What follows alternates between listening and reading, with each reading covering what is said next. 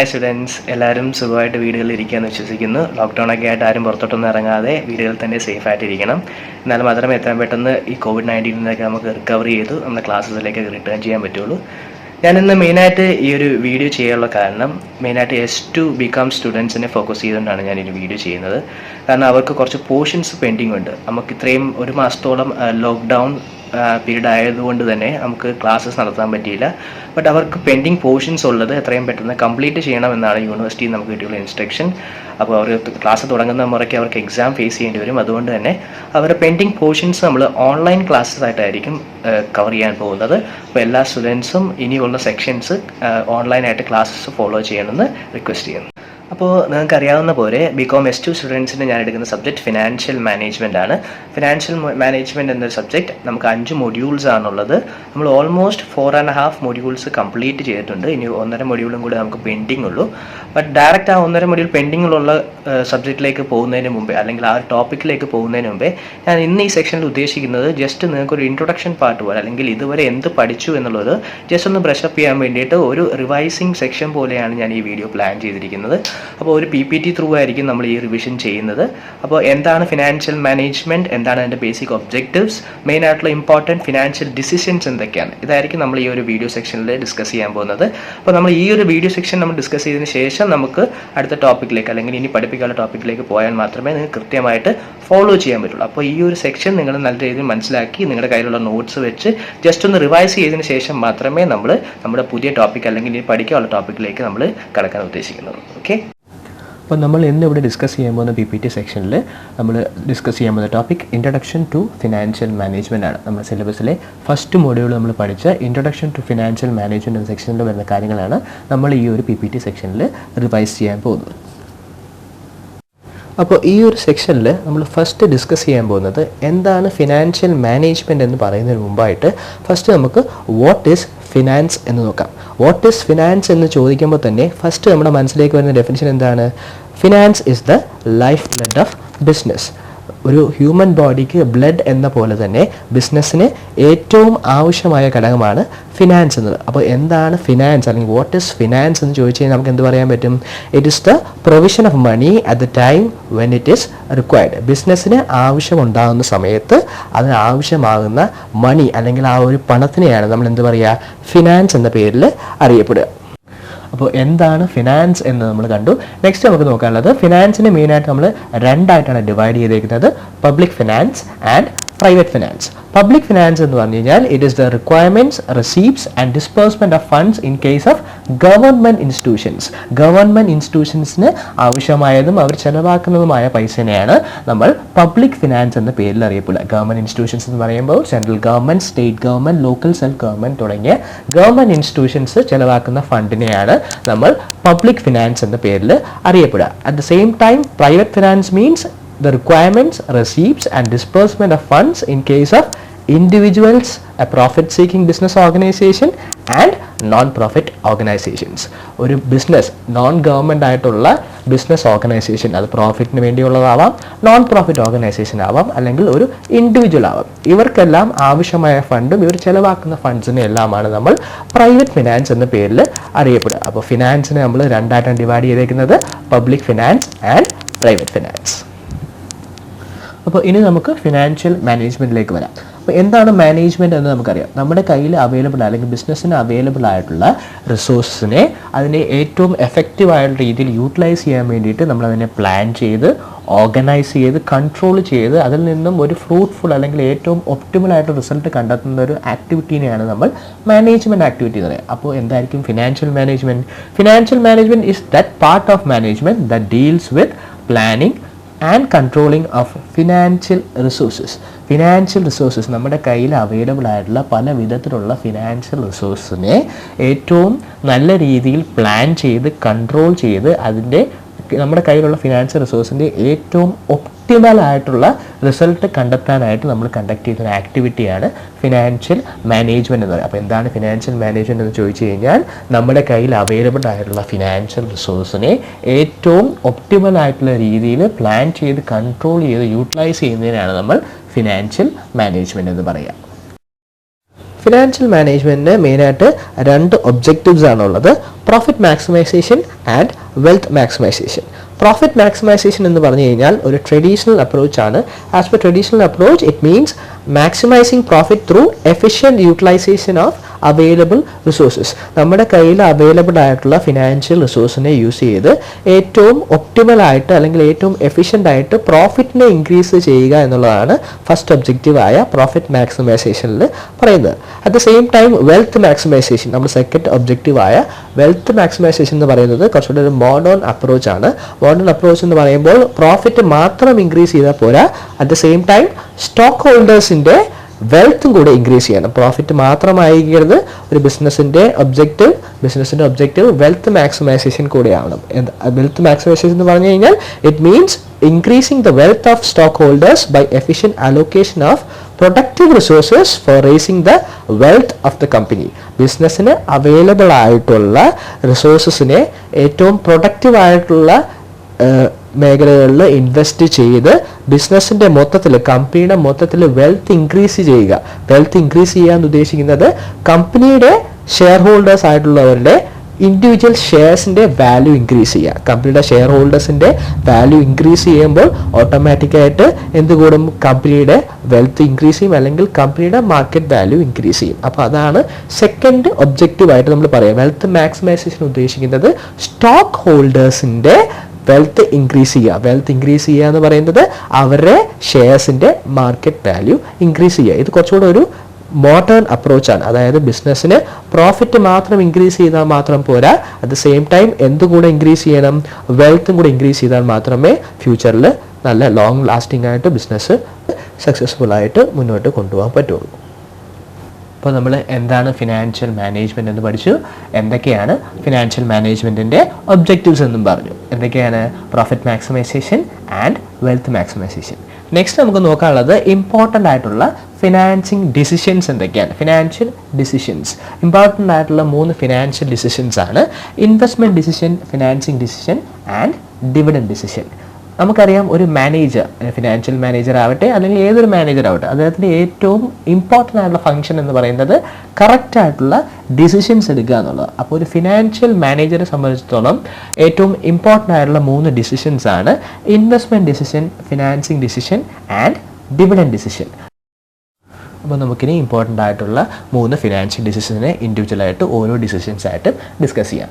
First, investment decision. It relates to the determination of total amount of assets to be held in the firm. ഒരു ബിസിനസ്സിന് ആവശ്യമായിട്ടുള്ള total asset എത്രയാണെന്ന് തീരുമാനിക്കുന്നതിനാണ് നമ്മൾ investment decision എന്ന് പറയുക. ഒരു ബിസിനസ് ഏത് വലുപ്പത്തിലായിരിക്കണം അല്ലെങ്കിൽ എത്രത്തോളം എമൗണ്ട് നമ്മൾ ഇൻവെസ്റ്റ് ചെയ്യണമെന്ന് തീരുമാനിക്കുന്നതിനാണ് ഇൻവെസ്റ്റ്മെൻറ്റ് ഡിസിഷൻ എന്ന് പറയുക. ഇൻവെസ്റ്റ്മെൻറ്റ് ഡിസിഷനെ മെയിനായിട്ട് രണ്ടായിട്ട് നമ്മൾ ക്ലാസിഫൈ ചെയ്തിട്ടുണ്ട്: long term investment decision and short term investment decision. Long term investment decision എന്ന് പറയുമ്പോൾ മെയിനായിട്ട് ക്യാപിറ്റൽ ബഡ്ജറ്റിംഗ് ആണ്. ക്യാപിറ്റൽ ബഡ്ജറ്റിംഗ് എന്ന് പറയുമ്പോൾ ഫിക്സ്ഡ് അസറ്റ്സ്, എത്രത്തോളം ഫിക്സ്ഡ് അസറ്റ്സ് നമുക്ക് ബിസിനസ്സിന് ആവശ്യമായിട്ടുണ്ട്, എത്രത്തോളം ഫിക്സ്ഡ് അസറ്റ് നമ്മൾ ക്രിയേറ്റ് ചെയ്യണമെന്ന് ഡിസൈഡ് ചെയ്യുന്നതിനാണ് ലോങ് ടേം ഇൻവെസ്റ്റ്മെൻറ്റ് ഡിസിഷൻ എന്നും. At the same time short term investment decision എന്ന് പറഞ്ഞു കഴിഞ്ഞാൽ വർക്കിംഗ് ക്യാപിറ്റൽ മാനേജ്മെൻറ്റ് ആണ്. Working capital day to day operations അല്ലെങ്കിൽ കറണ്ട് അസറ്റ്സ് എത്രത്തോളം വേണമെന്ന് ഡിസൈഡ് ചെയ്യുന്നതിനാണ് നമ്മൾ ഷോർട്ട് ടേം ഇൻവെസ്റ്റ്മെൻറ്റ് ഡിസിഷൻ എന്ന് പറയാം. അപ്പോൾ ഫസ്റ്റ് ഇമ്പോർട്ടൻറ്റ് ഡിസിഷനായ ഇൻവെസ്റ്റ്മെൻറ്റ് ഡിസിഷൻ എന്ന് പറഞ്ഞു കഴിഞ്ഞാൽ it is the determination of total amount of assets to be held in a firm. ഒരു ബിസിനസ്സിന് ആവശ്യമായിട്ടുള്ള ടോട്ടൽ അസറ്റ്സ്, എത്രത്തോളം അസറ്റ്സ് വേണ്ടി വരുമെന്ന് ഡിസൈഡ് ചെയ്യുന്നതിനാണ് ഇൻവെസ്റ്റ്മെൻറ്റ് ഡിസിഷൻ എന്നും. ഇൻവെസ്റ്റ്മെൻറ്റ് ഡിസിഷൻ 2 രീതിയിലുണ്ട്: long term and short term. Long term എന്ന് കഴിഞ്ഞാൽ ഫിക്സ്ഡ് അസറ്റ്സ് എന്ന്, ഫിക്സ്ഡ് അസറ്റ്സ് എത്രത്തോളം വേണമെന്ന് ഡിസൈഡ് ചെയ്യുന്നത്.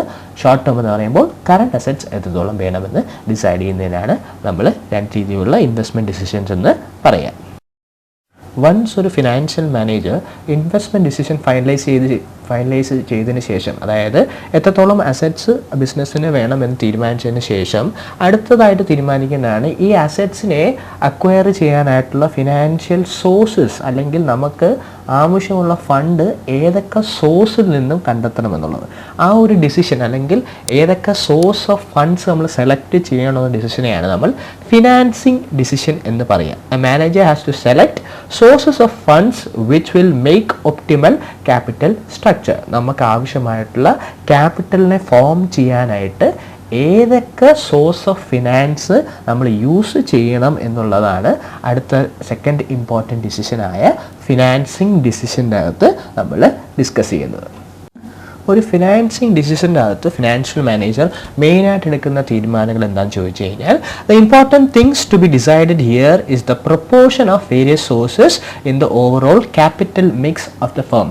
നമുക്ക് ഓവറോൾ വേണ്ട ക്യാപിറ്റലിനെ ഏതൊക്കെ different size of financial sources use ചെയ്യുന്നു, ഏതൊക്കെ സോഴ്സ് എത്ര പ്രൊപ്പോർഷൻ യൂസ് ചെയ്യണം എന്നുള്ളതാണ് നമ്മൾ ഫിനാൻസിങ് ഡിസിഷൻ്റെ അകത്ത് തീരുമാനിക്കുക. അതായത് നമുക്ക് പല വിധത്തിലുള്ള ഫിനാൻഷ്യൽ സോഴ്സ് ഉണ്ടാകും. ഡെപ്റ്റ് ഇൻസ്ട്രുമെൻറ്റ്സ് ഉണ്ടാവാം, ഇക്വിറ്റി ഇൻസ്ട്രുമെൻറ്റ്സ് ഉണ്ടാവാം, പ്രിഫറൻസ് ഷെയർസ്, അങ്ങനെ പല രീതിയിൽ പല ഡിഫറെൻ്റ് ആയിട്ടുള്ള ഫിനാൻഷ്യൽ റിസോഴ്സസിനെ ഇതെല്ലാം കൃത്യമായിട്ട് മിക്സ് ചെയ്താൽ മാത്രമേ ഒരു ഒപ്റ്റിമൽ ക്യാപിറ്റൽ സ്ട്രക്ചർ എന്നത് നമുക്ക് ഫോം ചെയ്യാൻ പറ്റുള്ളൂ. അപ്പോൾ ഫിനാൻസിങ് ഡിസിഷൻ്റെ അത് നമ്മൾ തീരുമാനിക്കുന്നത് ഇതാണ്, എത്രത്തോളം പല type of different financial sources use ചെയ്യണം, ഓരോ ഫിനാൻഷ്യൽ സോഴ്സിനെയും ഏത് പ്രൊപ്പോർഷനിൽ യൂസ് ചെയ്യണം. അങ്ങനെ കൃത്യമായിട്ട് ഒരു ഒപ്റ്റിമൽ ക്യാപിറ്റൽ സ്ട്രക്ചർ ഫോം ചെയ്യാനായിട്ട് ഏതൊക്കെ പ്രൊപ്പോർഷനിൽ ഏതൊക്കെ ഫിനാൻഷ്യൽ സോഴ്സസിനെ യൂസ് ചെയ്യണം എന്നുള്ളതാണ് ഫിനാൻസിങ് ഡിസിഷൻ്റെ അകത്ത് ഒരു ഫിനാൻഷ്യൽ മാനേജർ എടുക്കുന്ന തീരുമാനം.